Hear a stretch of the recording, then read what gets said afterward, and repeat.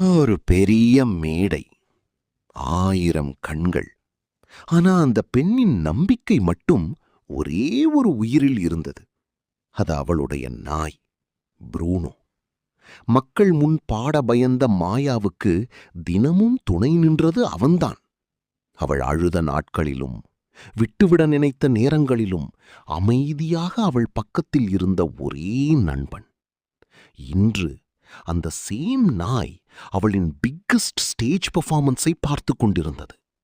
இந்த பாடல் உனக்காக இன்று மாயா சொன்ன அந்த நொடி இசை மட்டும் இல்லை, உணர்ச்சியும் ஆரம்பமானது.